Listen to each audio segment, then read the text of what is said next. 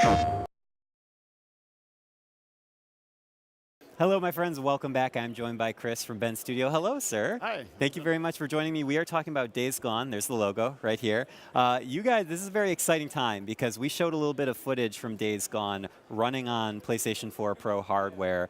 Tell me a little bit about what the Pro hardware not only means to you as a developer, but also kind of to specifically the project that you guys have been working on. Well, for Days Gone, it's really exciting working with the PS4 Pro.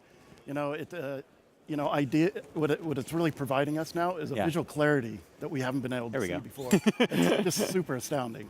So the details of the environment really pop now. The character details, the color, the vibrancy of it. It's just amazing. And when we first got it up and running and put it out in front of the team, it was a game changer. It was a jaw-dropping experience. Jaws were on the floor. Yeah. and then tell me a little bit about the specific technologies of the PS4 Pro that you guys feel like have been most beneficial to you as a studio. Well, I mean, the resolution, increase in resolution has been that was the first step, getting that up and running, and that was great. And again, it's like our character artist came in and saw Deacon and actually could see all the stitching detail. Tears running down their face. In the clothing and everything. So all that detail that they had been working on is now, absolutely That's amazing. Stunning. So it's not even on the technical side, but it's also like, these are the kind of technologies that also, from an artistic perspective, put that stuff out there more in front of the player as well. Yeah, exactly. Yeah. So, and it's an open world environment, so we have a lot of scenes where you're going into dark interiors to bright exteriors. So trying to manage that exposure and lighting, on a SDR TV, regular TV, is pretty tough. We do a lot of work to make that feel right. Sure. But then when we put HDR in, all of that just becomes natural. It's like you're looking out the window of your office, which in our case in Bend is what you see in the game.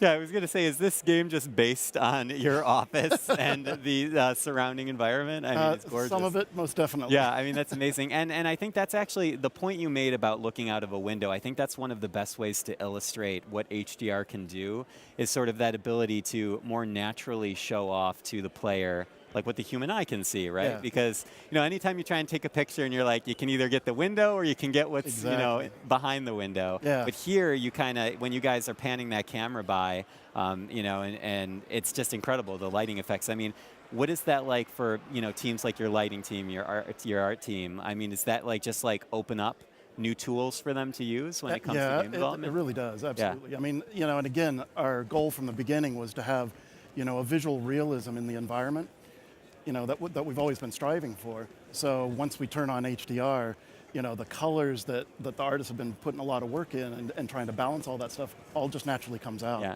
And now, what about in terms of, obviously, the Pro hardware is a little more powerful. People and developers are able to achieve more stable performance. Right. Is that must be particularly pertinent in an open world game, because open world game is very demanding. Your game is, may I say, looking very nice. So that, of course, is a strain on the hardware. But with the Pro hardware, I mean, suddenly you guys can play around a little bit more. I mean, is that of benefit to your team as well? It is a benefit. I mean, and even for gamers that haven't upgraded to 4K yet, they're still going to get a huge benefit, visual benefit.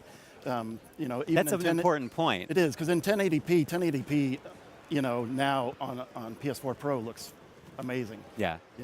So. Yeah. Tell me a little bit more about the game then. If someone's just, let's say they just tuned in. Right. This is the first time they've ever seen Days Gone. Give me the full summary on what players can expect here. So Days Gone, it's an open world game. It's about Deacon St. John. This handsome fella right here. Yes, exactly. He's a drifter bounty hunter. It's 2 years after a global pandemic that's wiped out the world.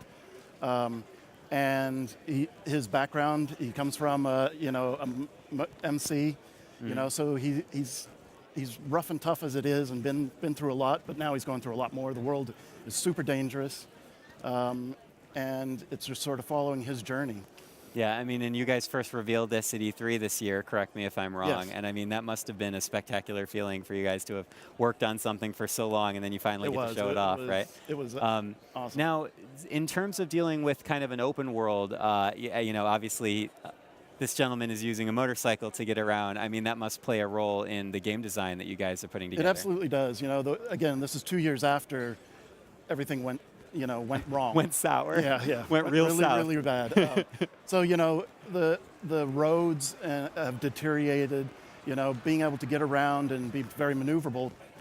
Deacon, being a biker on a bike, can get around in that environment much, much easier.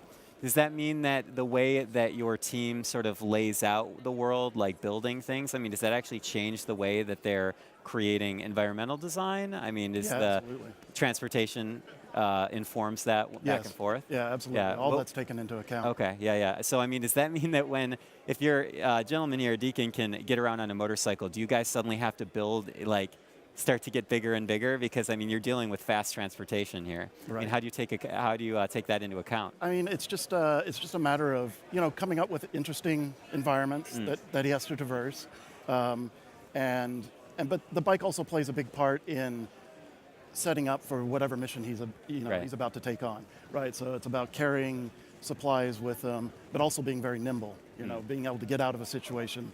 It's your mobile HQ. Yeah.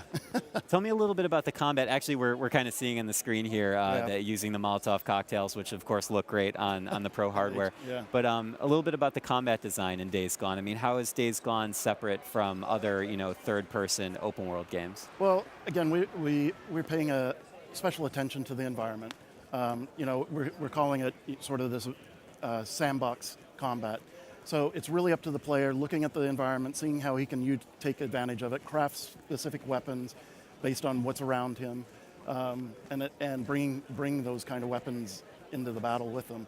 So there's a lot of preparation, you know, to take into account, especially when you're going up against, as you see, the Horde. Do you feel like hoarders and people that like to collect stuff are going to get a kick out of this? I think so. Yeah, absolutely. Just scavenging through the environment. I mean, there must be a survival element to this game as well, considering that, as we have discussed, the world has kind of fallen to pieces. Yes, and Deacon has to make do with what he's got. Yep. Does that inform your guys' design in terms of weapons, items, things like that? Yeah, absolutely. Yeah. Okay. And there's a natural progression, you know, as you progress through the story. And anything you can share with us in terms yet.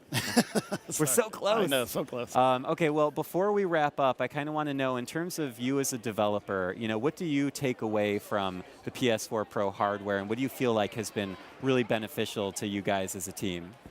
It really has. I mean, it's...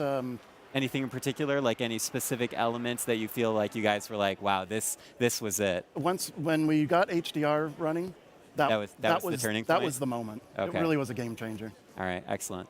Well, thank you so much, Chris, for joining me today. I you. really appreciate it. And of course, thank you to all of you watching at home. Just a quick reminder that a lot of this amazing footage that Chris and I are chatting about will be available to view in 4K in the days to come on Video on Demand and including on YouTube. So please stay tuned for that. Also, please stay tuned, because we are going to be hearing from some of the top developers at Worldwide Studios and beyond about some of the ways they are able to leverage the PS4 Pro to create heightened experiences for you, the video gamer. So please do not go anywhere. We have more to show you coming up. Stay with us. PlayStation